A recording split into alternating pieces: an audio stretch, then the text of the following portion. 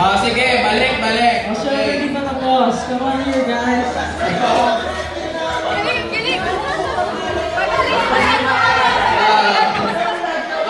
na. Okay. Ready? Oy, kasali na lahat.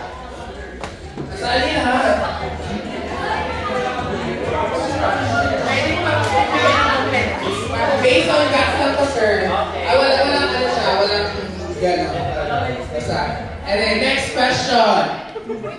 Water is forced through the membrane when operating pressure drop exceeds the natural osmotic pressure difference generated by concentration gradient.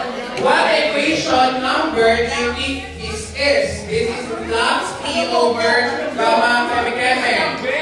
Okay. Based on gas. Observe na. 5, 4, 3, 2, 1. Okay. Ganun to. Masap lang ako para hati-hati.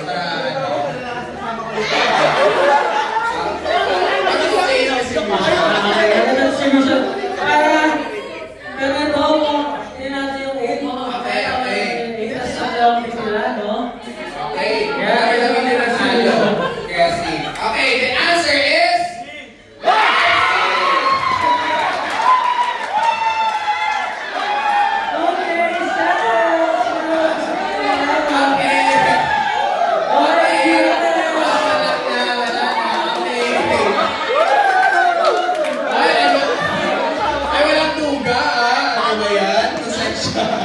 okay, next slide. So it is 15-1.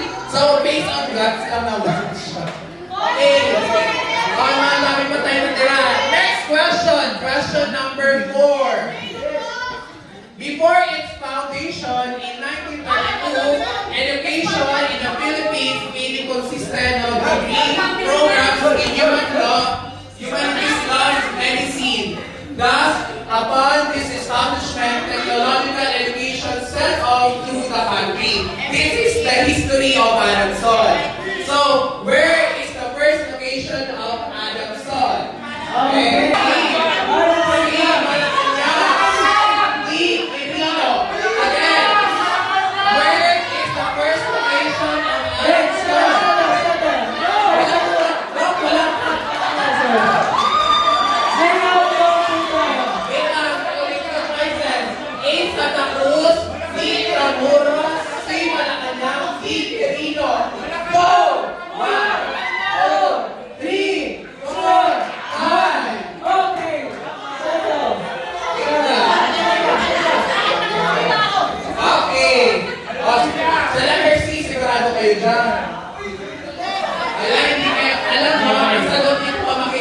Sa website ni Adamson. Adamson history ko ha. Sir, how confident are you na sa makuha? Balik ko muna. So, Kirino. Sa Kirino siya galing. Matandaanin mo. Sir, ako mo lang Kirino. Sa Malacanang. Medyo malapit, saka maganda yung lugar na yun. Why do you think sa Intramuro siya galing? Okay, sa Intramuros. Okay, why reach na sa Intramuros? Kasi may letter L. Okay. May gagawin ako sa sagot yun. So, okay, stay mo na. The correct answer is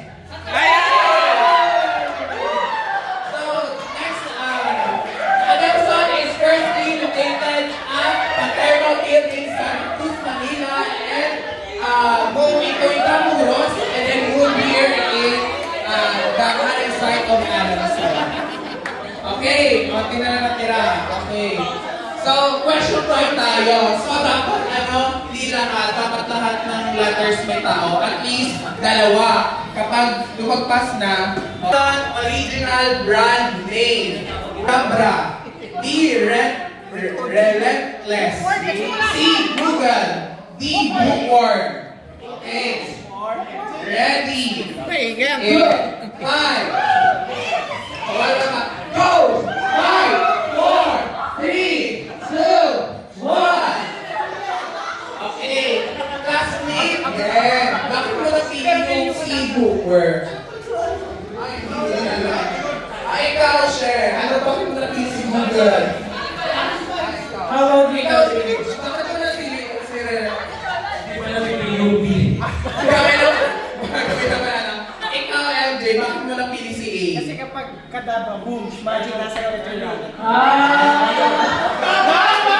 Makes sense. Makes sense, right? Kung nakinig kayo sa akin, sinabi ko yan.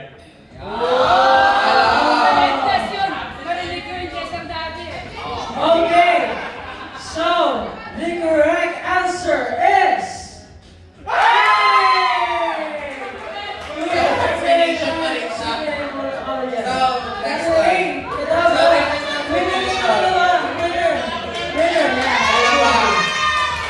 So, ano? Tama isa lang muna. It's the new millennium in 21st century. What is the title of the song that Eugene Velasquez Alcacid sang during the new millennium countdown in Manila Peninsula? The choices are... The choices are... Ang letter A. A. Tuwing umuulan.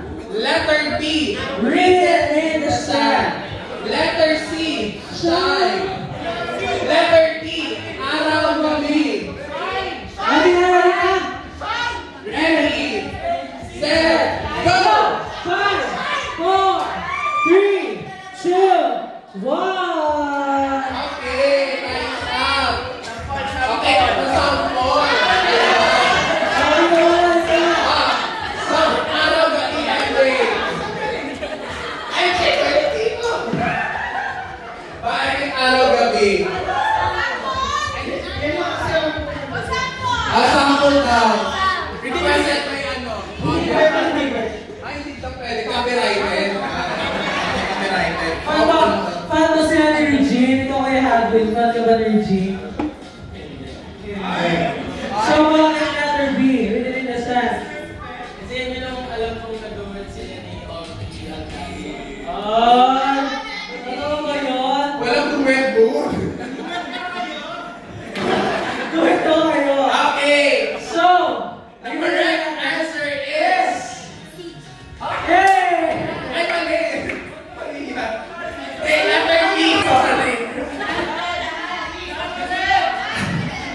Hindi, the correct answer is written in the sand. Sorry. Boycott! Ay, ano, sige, sige. May isang na akong item. So, A. Next. A. Nestle. B. ACS Manufacturing. C. Procter & Gamble. D. Unilever. Okay, isang letter lang ha. Okay. Or letter E. Ready. Get set. Go! 5, 4, 3, 2, 1. Okay. I think it's Nestle. Bakit na Unilever? Hindi kasi store namin. Bakit Procter & Gamble? Kasi yung engine ko yung pinag-multi manufacturer. Oh. Tingnan natin kung may mananalo. What is Nestle? The correct answer is Procter & Gamble. Okay, congratulations. At least naubos si Ashley. Okay, Cinco! another. Another Cinco! Congratulations! Picture ba, picture? First na